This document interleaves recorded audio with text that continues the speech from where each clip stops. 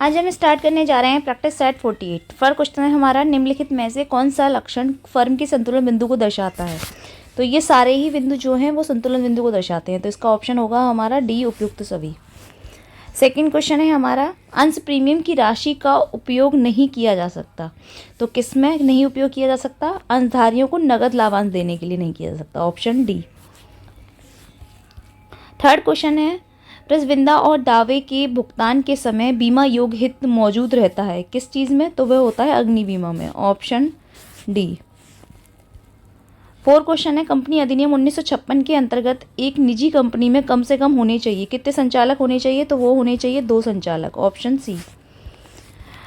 Fifth question है, यदि चालू अनुपात 2.5 है, तरल अनुपात 1.5 है, तो शुद्ध कार्यशील पूंजी कितनी हो? 15,000 है, तो रहती है क्या होगा? तो देखिए एक बार ध्यान रखिए, क्या कर लेते हैं हम, करंट लायबिलिटी को क्या मान लेंगे? करंट लायबिलिटी को मान लेते हैं हम 1। फिर सॉल्व करते हैं क्वेश्चंस को। अब देखिए क्या होगा, करंट लायबिलिटी को 1 मान लिया, ठीक है, तो सी आर कितना होगा? सी आर बराबर सी ए अपॉन 1 सी एल, ठीक है। तो सी आर कितना हुआ? 2.5 बराबर सी ए हमें पता नहीं क्या है, और ये कितना है 1। अब कैची का गणना किया, 2.5 बराबर सी ए, ठीक है। सी ए की वैल्यू निकला है कितनी है? 2.5, ठीक है। ऐसी एल आर की वैल्यू निकाल दो। एल आर की वैल्यू क्या है? एल आर की वैल्यू क्या है? L A upon C L. तो एल आर की वैल्यू थी हमारी कितनी? 1.5, ठीक है। और सी ए कितना था हमारा? सी ए हमें पता नहीं, एल ए हमें पता नहीं, और क्या है? सी एल हमारा 1। तो इसका गुणा करेंगे तो 1.5 बराबर एल ए, ठीक है। अब देखिए सी ए की वैल्यू हो गई 2.5, एल ए की वैल्यू हो गई 1.5, ठीक है। तो अब वर्किंग कैपिटल का फॉर्मूला क्या होता है? वर्किंग कैपिटल का फॉर्मूला होता है सी एल, क्या होता है वर्किंग कैपिटल का फॉर्मूला? सी ए माइनस सी एल, ठीक है। तो सी ए कितना था हमारा? सी ए कितना निकला है? 2.5, और हमने लायबिलिटी को कितना माना था? लायबिलिटी को माना है 1, तो कितना निकला? 1.5 वर्किंग कैपिटल। वर्किंग कैपिटल वैसे हमारा कितना है? 15,000। तो 15,000 किसके बराबर है? 1.5 के। तो पॉइंट लगाएंगे 0 और 15 से काट दो, 15 एकम 15 और कितने? 4 0।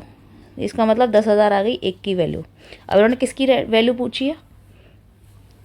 इनने पूछी है रहतिया की वैल्यू, ठीक है। तो रहतिया की वैल्यू कैसे निकालेंगे? देखिए रहतिया की वैल्यू निकालेंगे हम एल ए का फॉर्मूला लगा कर, एल आर का फॉर्मूला। एल आर क्या होता है? एल आर का formula current assets minus stock, जिसे हम बोलते हैं एल, अभी हमने जिसे बताया एल ए। एल ए का मतलब होता है करंट एसेट माइनस स्टॉक, ठीक है। और ये सी एल, एल आर कितना निकला था हमारा? 1.5 था, ठीक है, 1.5। और सी ए कितना निकला था हमारा? सी ए हमने अभी जस्ट अभी भी निकाला, सी ए कितना था हमारा? 10,000। सी ए 10,000 निकला है हमारा। सी ए देखिए हमारे एक की वैल्यू थी 10,000 रुपये, ठीक है। तो सी आर कितना था हमारा? 2.5, तो वैल्यू कितनी हो गई हमारी? 25,000 रुपये, ठीक है, 25,000 हो गई, ठीक है। तो 25,000 हमारा सी ए है, ठीक है, माइनस स्टॉक हमें कुछ नहीं दे रखा। और सी एल कितना था हमारा? सी एल हमारा 1 था, 1 का मल्टीप्लाई 10,000 से करेंगे तो 10,000 आ गए, ठीक है। तो क्या हो गया? 1.5 बराबर सी ए कितना था? 25,000 माइनस स्टॉक, ठीक है। और ये कितनी वैल्यू हो गई थी? 10,000 वैल्यू थी, सही है। 10,000 का इंटू इससे करेंगे तो कितना आया? 15,000। 15,000 बराबर 25,000 माइनस स्टॉक, ठीक है। आप 15,000 को इधर ले आएंगे और स्टॉक को इधर ले आएंगे, तो स्टॉक बराबर कितना हो गया? 25,000 माइनस 10,000, तो कितनी वैल्यू आई? माइनस 15,000। 15,000 की वैल्यू है ये वाली, तो 15,000, तो कितनी वैल्यू आई? 10,000। तो ऑप्शन क्या होगा इसका? ऑप्शन होगा ए।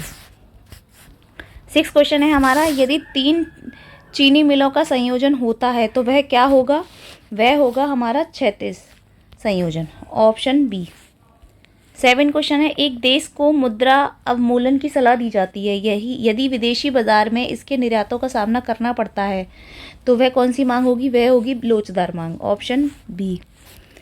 8 क्वेश्चन है, आयकर की दरें निर्धारित की जाती हैं, किसके द्वारा निर्धारित की जाती हैं? प्रत्यक्ष कर बोर्ड द्वारा, ऑप्शन डी। 9 क्वेश्चन है, पूर्ण प्रतियोगिता में फर्म का मांग वक्र होता है, कैसा होता है मांग वक्र? वह होता है क्षैतिजीय, ऑप्शन बी। 10 क्वेश्चन है, आभास लगान की धारणा को सर्वप्रथम परिभाषित किसने किया था? वह किया था मार्शल ने, ऑप्शन सी। आर्थिक समृद्धि के सिद्धांत में स्वर्ण युग की अवधारणा दी गई थी, किसके द्वारा दी गई थी? तो वह रॉबिन्सन के द्वारा दी गई थी, जॉन रॉबिन्सन द्वारा, ऑप्शन डी। नेतृत्व के व्यवहारवादी सिद्धांत में प्रबंधकीय गण का विकास किया गया था, किसके द्वारा? ब्लैक एफ मॉर्टन ने, ऑप्शन बी।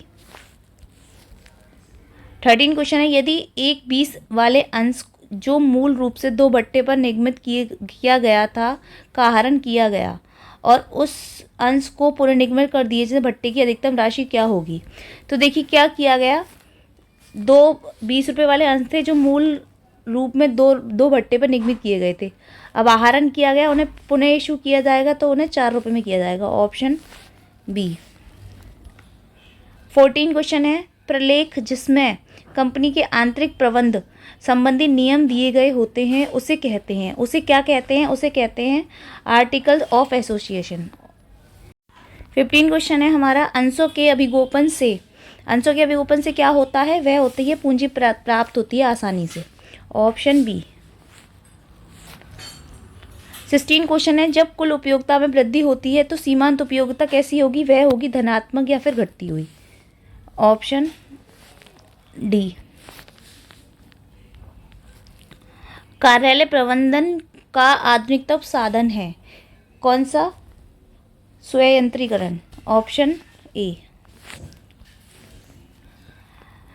18 क्वेश्चन है, निम्नलिखित में से कौन सा सर्वाधिक लोकतांत्रिक है? कौन सा सर्वाधिक लोकतांत्रिक है? तो वह है कमेटी संगठन, ऑप्शन डी। 19 क्वेश्चन है, किसी संगठन के कर्मचारियों की लागत तथा मूल्य का मापन संबंधित है किस चीज से? वह है मानव संसाधन लेखांकन से, ऑप्शन डी। फर्म के समापन पर रोकड़ शेष दर्शाया जाता है कब? जब रोकड़ कहाँ दर्शाया जाता है? सीधे सीधे रोकड़ खाते में, ऑप्शन ए। आज की क्लास यहीं पे ख़त्म करते हैं, कल फिर मिलेंगे हम।